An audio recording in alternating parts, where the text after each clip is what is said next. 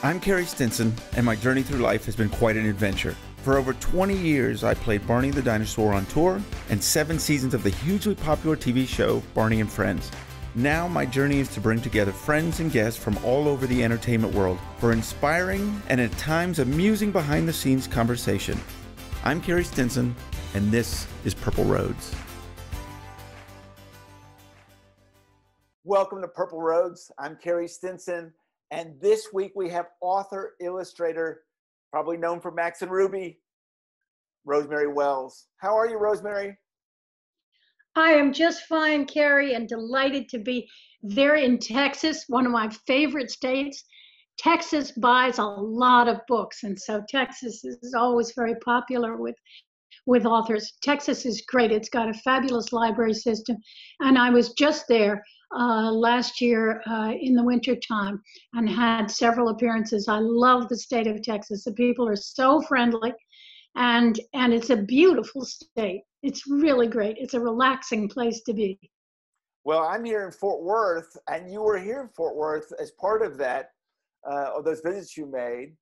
And as I recall, you had a great reception here in Fort Worth. And I was there last winter, I think in December, and it was terrific. It is an undiscovered gem. I've been to Dallas many times, but never Fort Worth. And Fort Worth is a walkable city. You don't have all those highways in the middle of the city. And it's just great. You can get anything you want. The food is good. It's friendly. And like most of Texas, I really like it. Well, I know the library was excited to have you, and I think, didn't you have a really great turnout? I had a terrific turnout, and it was on a Sunday, and it was wonderful. Librarians were all terrific people. The kids were great, and that is a #1 prime library, one of the best libraries in the country, and I left them some of my artwork, so you can see my artwork right there in Fort Worth, the original art. That's so exciting. I kind of want to start out with that. So did you start out as an author or an illustrator? How did that all come together? I started out so many years ago, it's almost hard to remember, 45 years ago. Wow. I started as an illustrator. I'd been to art school, and I knew how to draw. And I started out actually as a book designer working in publishing, and I did that for about 5 or 6 years. And I found another illustrator to be who became very good friends, Susan Jeffers. And she and I started a book design studio. And I began to write because writing is really my greater strength and sharper talent. But I've done okay with the illustration, and both are a great joy and a great blessing. Did you start out to be to use children's books as your subject matter? Was it your idea to be in children's books, or is that something you fell into? I fell into it because I was at the time I married very young, and I was putting my husband through architecture school. And I had to have a good job. So in those days, you made $100 a week in publishing, which is not very much, but it was all I knew. And I had started out as a book designer, and I landed in the Macmillan Children's Book Department. So that's what I started to do. I just thought, this is for me. I can do this. And so it turned out I could. Yeah, you've done quite well. You've done quite well with it. Do you feel children talk to me a little bit about the audience of writing for children and the response that you get working with children? Well, that's a difficult question because I don't directly, take my books to classrooms full of children. I do when I visit a school, and I always get a good reception. In order to write for children, you have to have an inner voice that is just right for them. And where it comes from, I don't know. There are a lot of people who are smarter than I am and have a lot more exposure to children than I do, who don't have the voice. You either have the voice that's right for children or not. And I find that I do have that voice. And so I know how to do it. It is not about going and talking to children and reading to children, although those are really important things to do. But in order to write stories for children, you have to just have the voice. You know, I found with my years of experience with working with children and entertaining children that the authenticity is so important.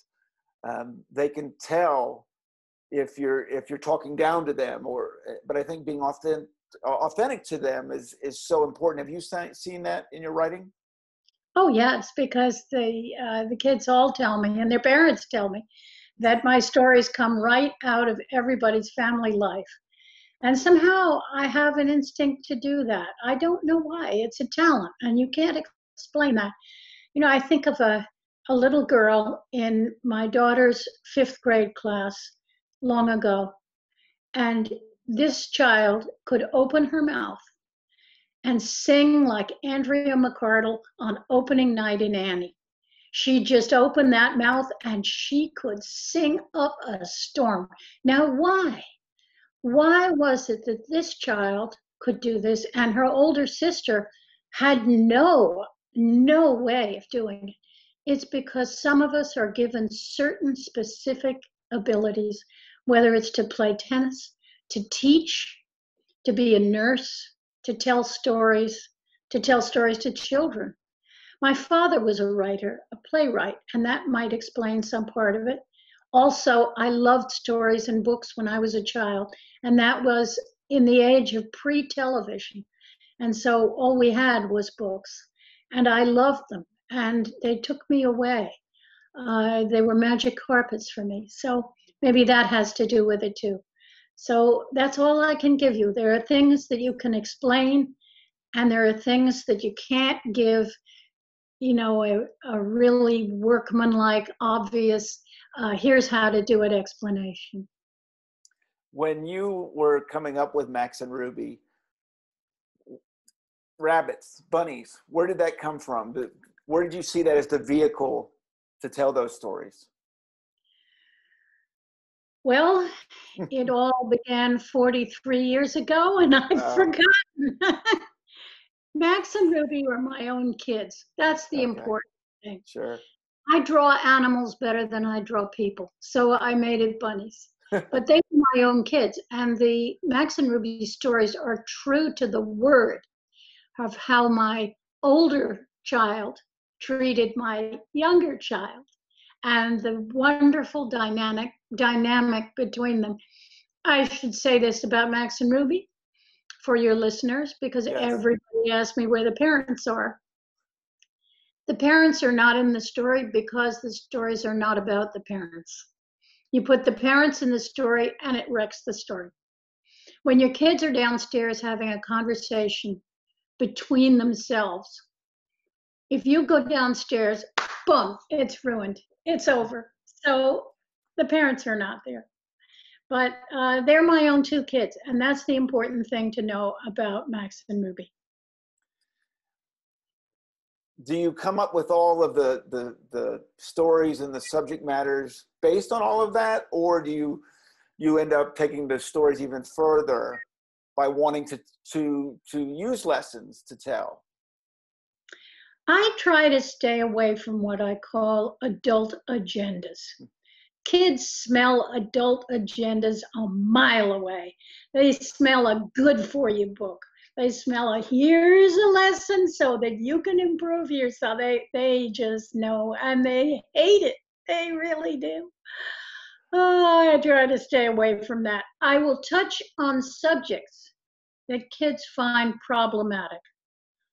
Timothy Goes to School is a good example of this. And Timothy goes to school and finds out on day 1, in minute 1, that he is not dressed in the right cool clothes.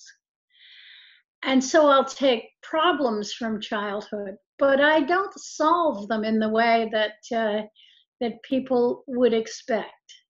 I solve them with humor. What I want is for the reader, the mother or father or granny or older sister, whatever it is, older brother, to point out to the readee, the child. I want the reader to be able to say to the child, hey, that happens in our family, or that sounds just like you, or that sounds just like your brother. this is what I want. I want books to be part of home life, because my books are very much, I mean, children can be extremely funny.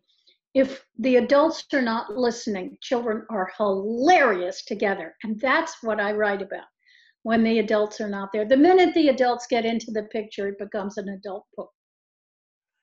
It's so true. And on that subject, do you also see that with creativity of children, that they all grow up, they all start out creative, but a lot of them lose it because either they're not encouraged or because of the adults. And then when they get older, maybe they think too much.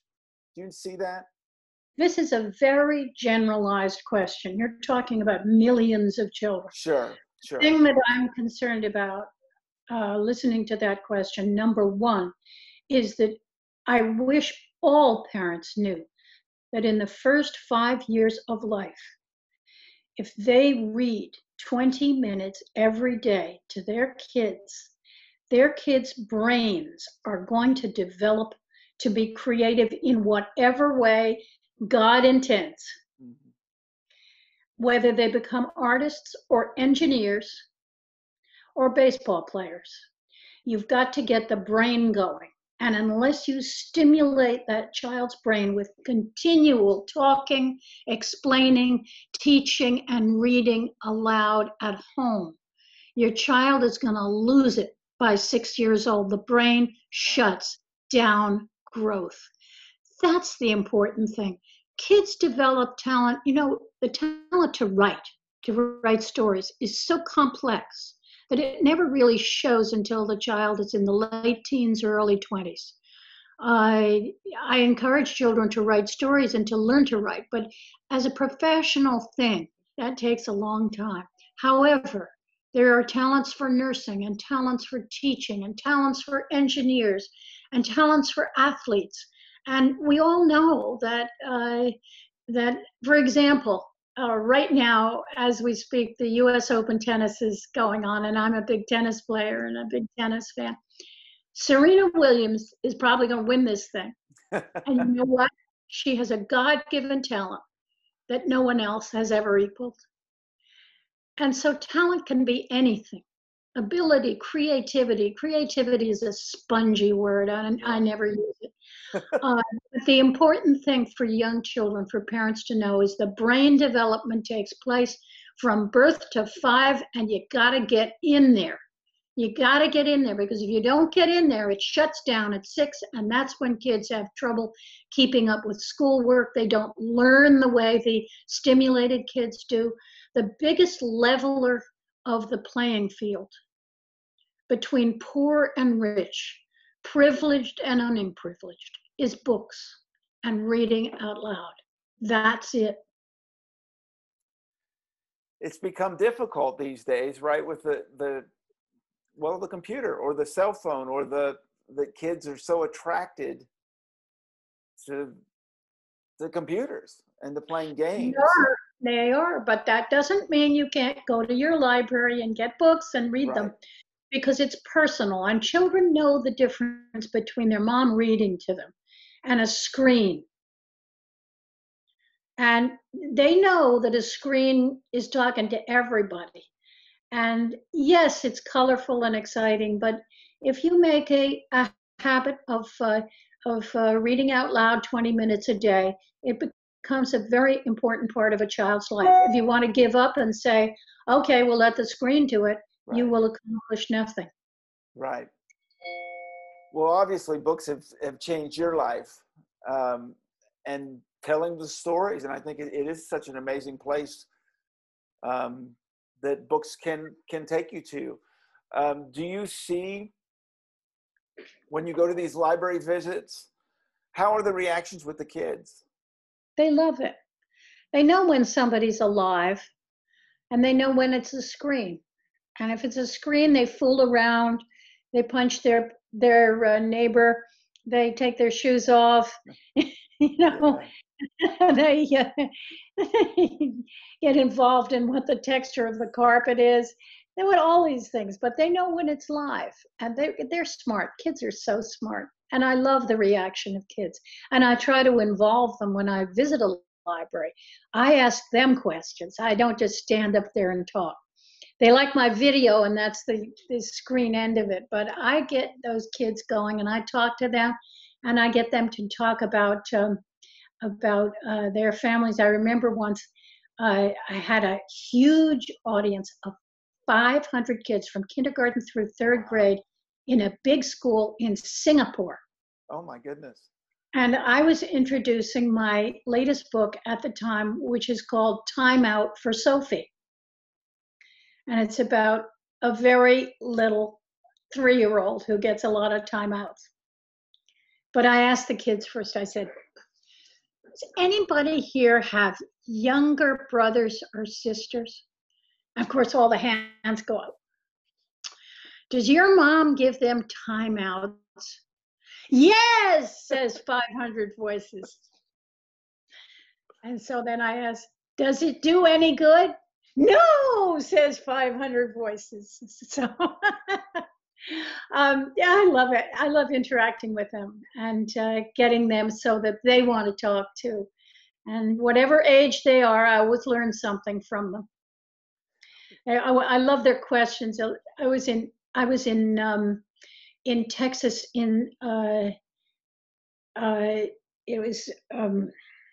it's right in the middle of Texas, and it's not San Antonio. It's San Marcos? Nope. It's one word.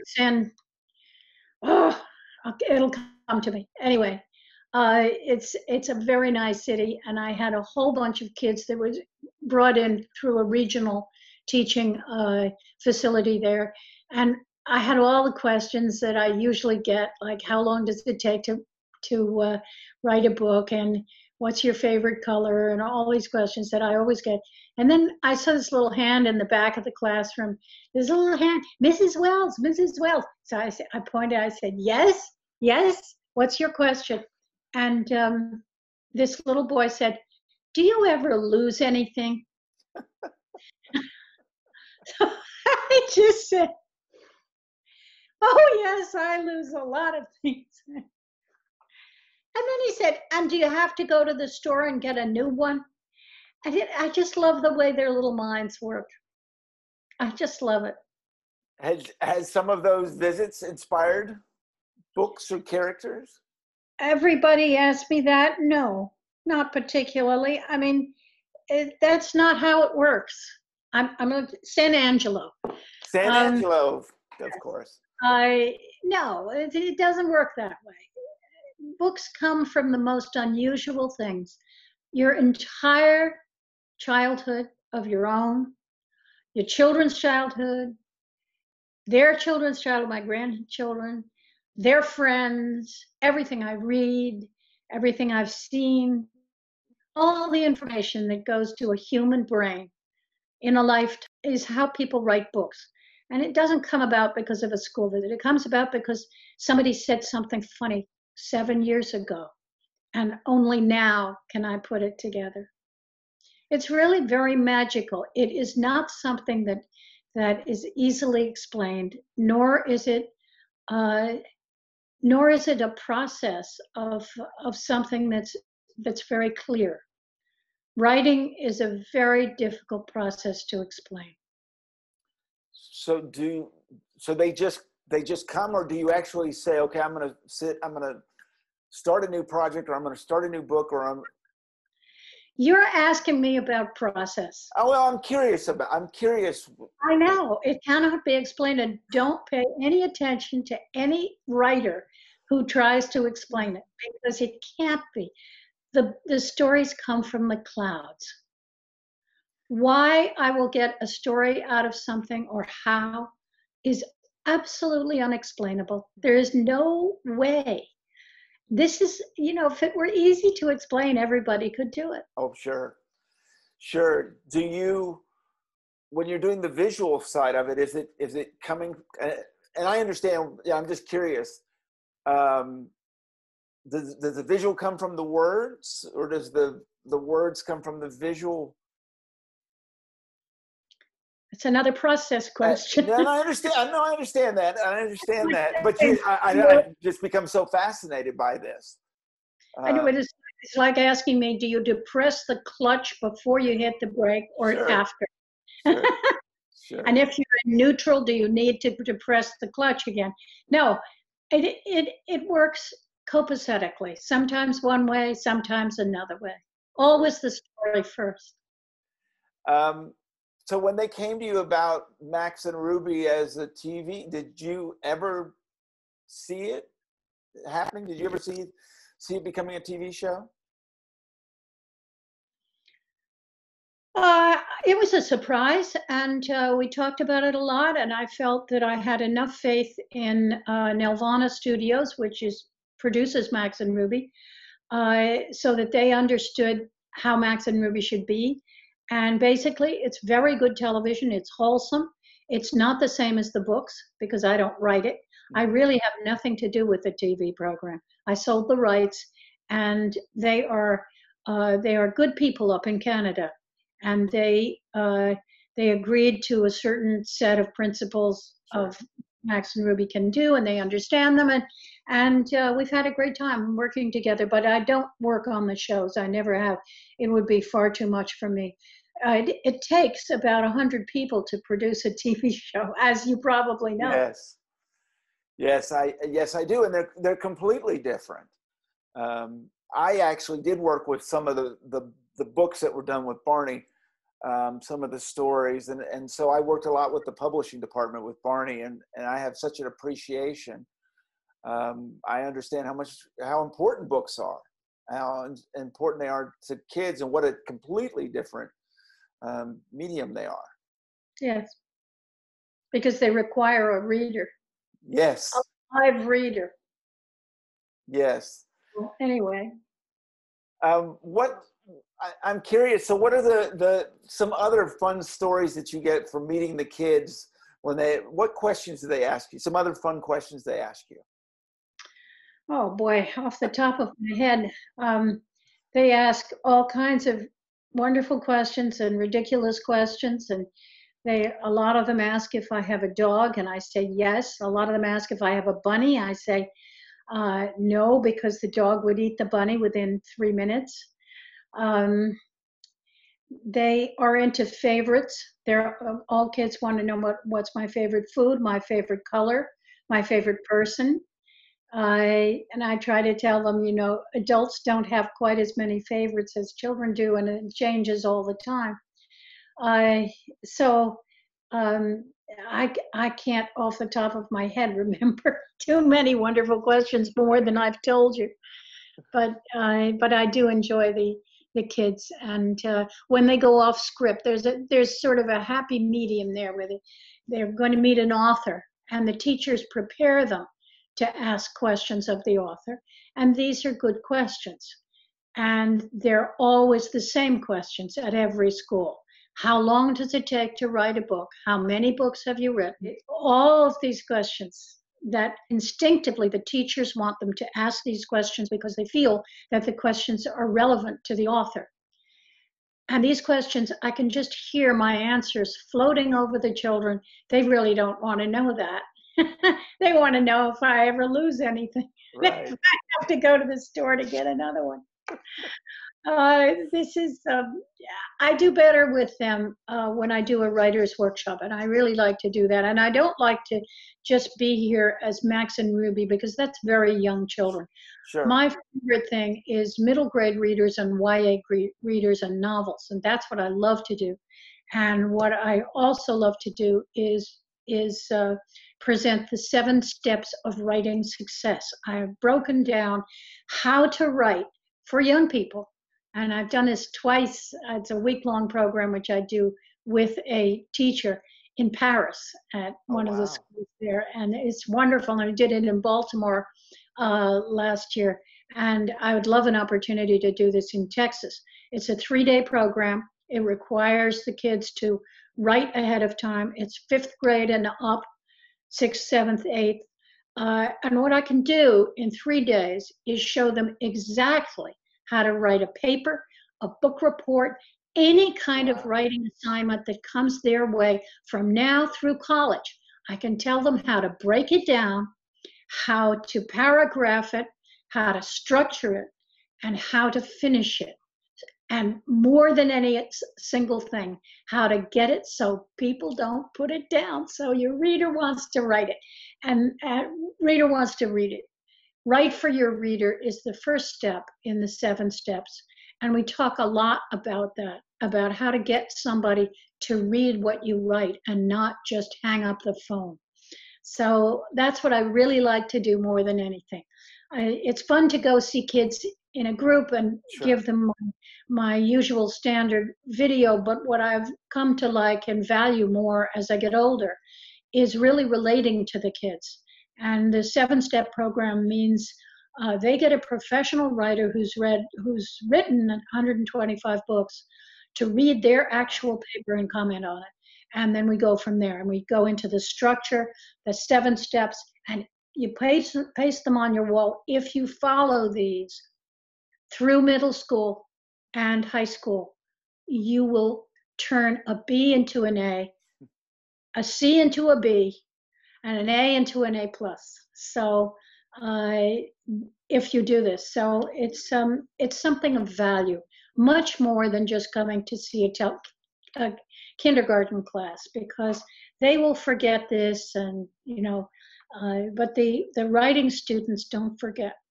The writing students take away something of lasting value. And as I get older, into my 70s, I want to do something that has lasting value. Do you see that, though? It feels like, though, they start with Max and Ruby, and then they continue. Well, they continue with loads of other books. Max and Ruby is very young, and then they outgrow that, and hopefully they'll get into some of my middle grade novels and YA novels have to be. And do you feel, have you seen that inspires them to getting into the program you're talking about and into writing? Can you rephrase that? Absolutely. So do you feel like from starting out reading at a young age that they're inspired to write? And when I say writing, I'm not talking about becoming an author, but just in the enjoyment of writing in their education. I really like to answer things very truthfully. Sure. 2 things are not related. They can, in a way they are. If a child really loves stories and really loves books and has a gift to begin with, that child is going to write stories. But the skill of writing takes so much instruction. One of the things that takes that amount of instruction is ballet. You have to work at it for years. And most kids have writing instruction as part of an overall English language or language arts, as they call it, program in their curriculum. They have the social studies, language arts, foreign language, math, STEM, science, all the various courses they take during the day. And they never have a dedicated writing course. Now, if you're 11 years old and you want to learn to really play the flute, you're not going to learn that in band class. Right.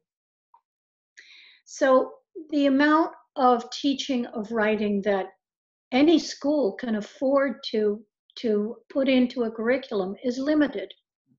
And this is one of the reasons why it takes them so long to learn it. What I like to try to do is shortcut that and say, okay, we're going to do nothing else. Right. Nothing else for 3 days, only writing. I'm going to think about it, talk about it, structure it, understand it, get underneath it, and figure out a way so that when you get a book report to write, or you get a paper on the Civil War to write, or you get a story that they want you to make up, you know just how to start, how to middle, how to end, how to put it all together and wrap it up. And that's what they don't get time enough to learn in school. And then you have also in schools, in every school, you have a huge, huge gap between the the emergent writing student and the practiced writer. And it's very hard to teach kids, you know, at such wide disparity. So you go to the general middle, and that is often too much for the child who doesn't like to write or is hugely challenged by it and needs a better program focused on an early writer. And it bores to tears the ones who are able to write and want to go further. So this is a very hard thing to teach. And so I try to address that. Well, it's so important what you're doing. I have seen, so I've got 2 teenagers, and, you know, everything is done on the computer now, and everything is shortened, and everything is, the writing style is that they're taught. And I think because of computers, everything's so much shorter. Trying to ask you a proper question with this, but I think what you're doing is more important than ever. Is it difficult when you're teaching these classes to get kids to understand the importance of it? Well, what you have to do is teach word choice. And many people don't realize that that a good and big vocabulary is necessary to keeping a reader's attention. If you write just short, clipped sentences that are appropriate for computerese or text messages, you're not going to hold anybody's interest. There is one good part of it, and that is something called précis writing, which I learned in high school from a very good English teacher. And that is get to the point and eliminate too much wordiness. But that is just part of writing. Sure. A good vocabulary is what an educated person uses to convey a complete thought. And shorthand writing doesn't do it.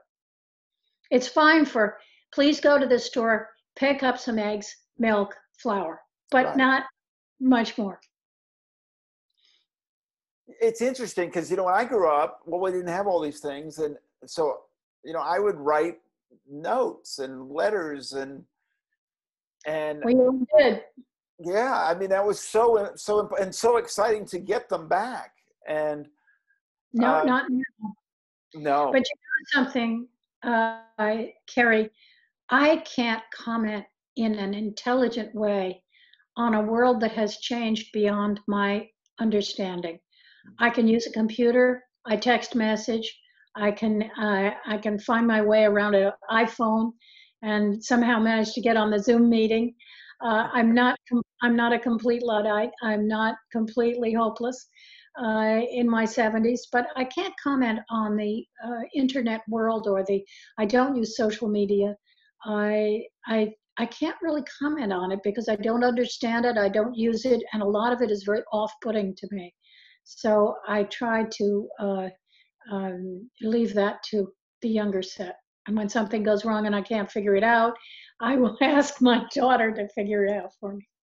Well, I think it's important. You know, I noticed with text messages and emails that a lot of times people don't get their point across. It goes in a different direction.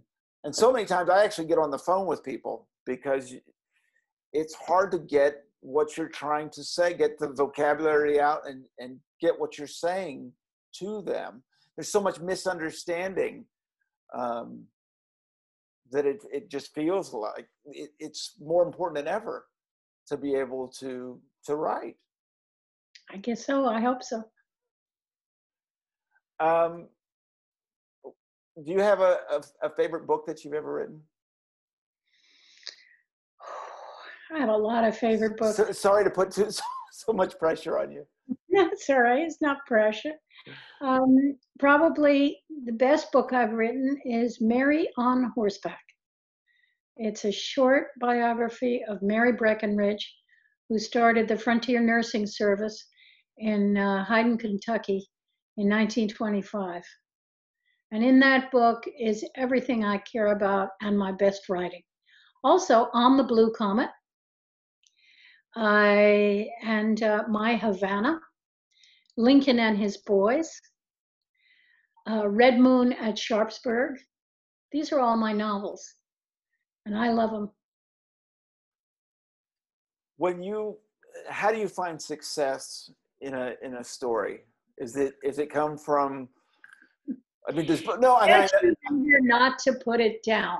You write a story that is so compelling, no matter what it is, that your reader has to know more. Do you concern yourself with book sales and all of those things, or is it really, if it means something to you, it doesn't matter? Are you kidding? I gotta put bread on the table. I gotta pay the electric bill.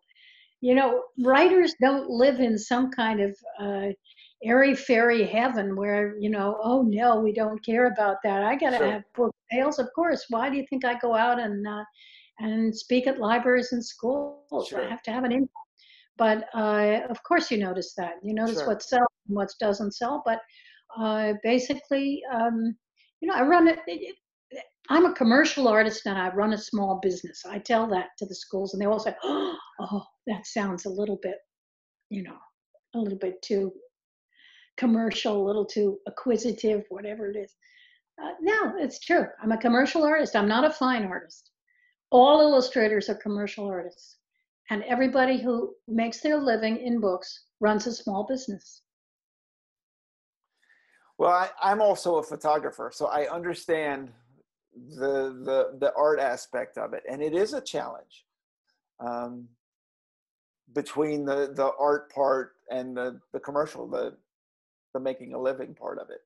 Doing what you love and paying your electric bill at the same time is a gift from God. That's rare and wonderful, and I've been blessed all my life to have that ability. Are there stories you want to tell? And I know I'm coming back to the process for a second, but well, because I understand the create. You know, we did it with that purple dinosaur for a long time, and there was such a. There's stories you want to tell, and sometimes you don't find them, and how you tell them, and can you ever force a story? I guess is where I'm going with this. Force a story. In other words, if there's a subject matter that you want to tell, do you find a way to tell it, or does it just come to you? This is a very generalized question. Yes, it is. It doesn't necessarily apply to most books. First of all, I don't necessarily get into subject matter. Okay. You know, I can't just say, I would like to write a book about ancient Egypt, so I'm going to find a way to do that. Sure. I start with a character. And if, you know, a lot of writing is subconscious. A lot of my best work is done in the hour between 5 and 6 in the morning when the sun has not risen and I'm lying in bed and I can focus like crazy. I can focus the way I did when I was 30. And that is a rare time. How to do this comes about 5 years. So I know how. It was like, all I can give you is it's the example of something I did very recently, on vacation this summer.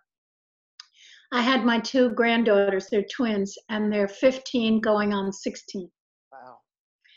And where we were was near a golf course, and around the golf course was all of these dirt roads, miles of dirt roads, people's houses, driveways, and little stuff, but no shops and no police and no main roads. It was private.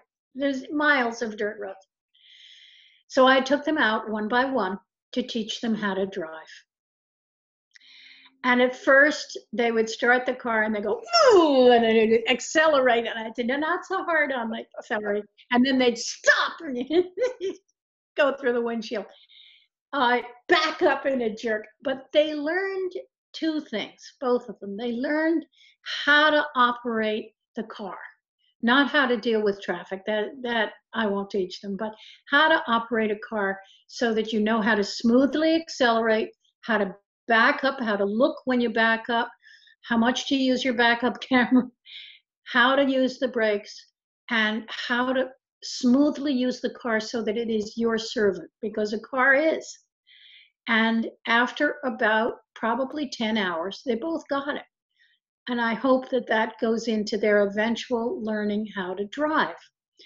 Then on the way home from vacation on Route 95, where I'm going around incredible exits and merges and going at 70 miles an hour, I realized, it takes an awful lot to get to go on a major interstate highway at 70 miles an hour, exit off your left, drive in city traffic, or drive at night, or drive in rain, or drive in snow. This is what I mean about writing. You have to learn. And once you do, you forget about the process. You just know. And that's what it is to be a writer. I don't ever remember learning about how to use the brakes. I just know how.